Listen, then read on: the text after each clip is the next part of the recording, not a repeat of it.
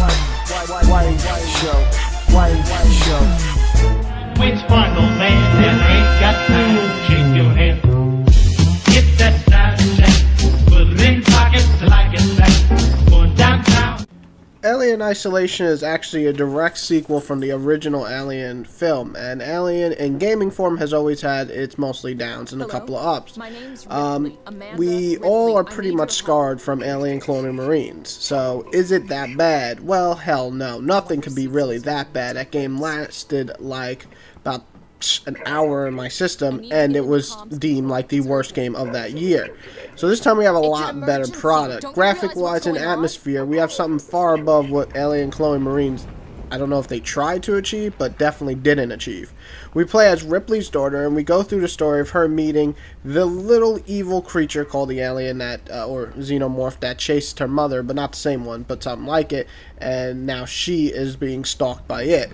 But is the game actually fun? That's the real question, and we're going to find out right now.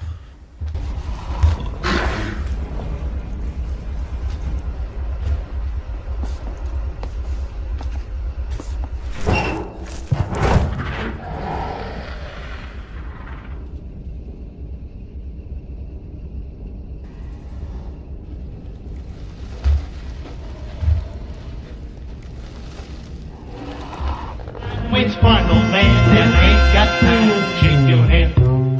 Get that side check, put it in pockets like it's back. Going downtown.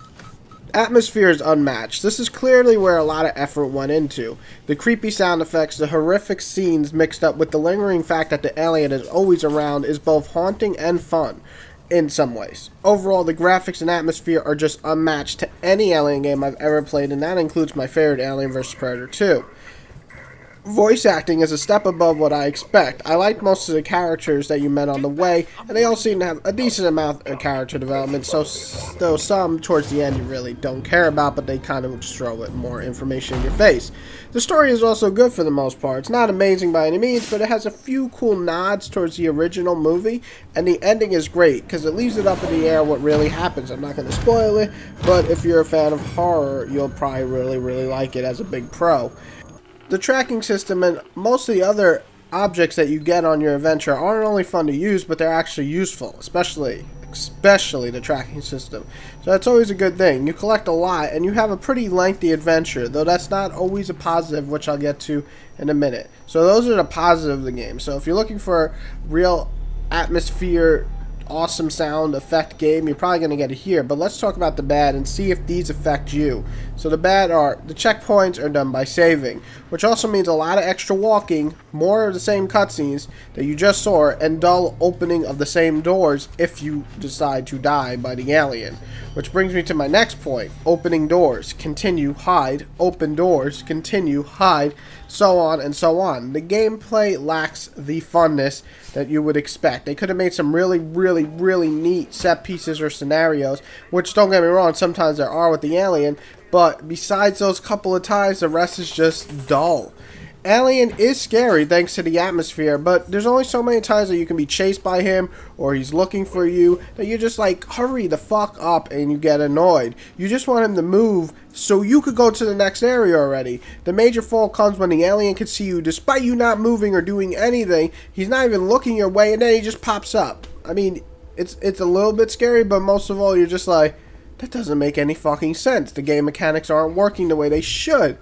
Controls feel odd and not always responsive as you would have hoped. This isn't ideal in the situations that you're given because you're going to be running and hiding a lot. I'm sure some will argue here, but I had a lot of trouble with the controls, and by the 10-hour mark, I still wasn't getting used to them. Personal pet peeve, I guess, or I just really can't get into first-person stealth games. Though I did beat every one that ever came out. But anyway, the ugly, and this is the real big major fault of the game. It's boring. The pacing is so off in this game, it just feels like you also overstayed your welcome about halfway through the game. The game should have been around the 10-hour mark tops. Instead, it adds an extra few hours, and when I say an extra few, I mean 5 or more, of just this dull fucking campaign of opening doors and doing that, and I was really bored after a few hours in this game. It just never caught me, and besides a few instances where the alien's chasing you and it's actually really scary, there's nothing in this game to really write home about in terms of the gameplay. So that's a big major fuck up. With Sparkle Man, then ain't got to shake your head. Get that Snapchat, put it in pockets like it's back. Going downtown. I don't think Alien Isolation is anywhere near the level of bad we got with Colonial Marines. I mean, nothing is that bad, but that doesn't give me an excuse for being average at best. I expect to enjoy my entire ride, but instead I was here just wishing that it would be over or just get to the damn ending. It was so overdrawn, and it's like an overdrawn horror house when you go in and you're just like, these aren't scary, I just want to get through this damn house. That's what I felt. There just wasn't enough substance. Needs more objectives, non-cheap aliens, better controls, and a much better pacing that can really help the sequel. I give it a 5.5 out of 10, though don't let this turn you away if you're interested. This isn't for everybody. This game is definitely going for a certain group of people, so maybe you'll be that group of people. I know a couple of people that are playing it, loved it, love it, and keep playing it. But for me, this game is not even close to the thing that I expected, and I just had a lot more fun with games like Outlast, so a little disappointed. But yeah, 5.5 out of 10. And I would say pass for buy, at least rent though, to see if this is your type of game. And the Torrens? The radio is broken. I can't contact Verlaine. We're on our own. Shit. Okay. I'll come to you. Keep your eyes open. I'll send a transit car to you.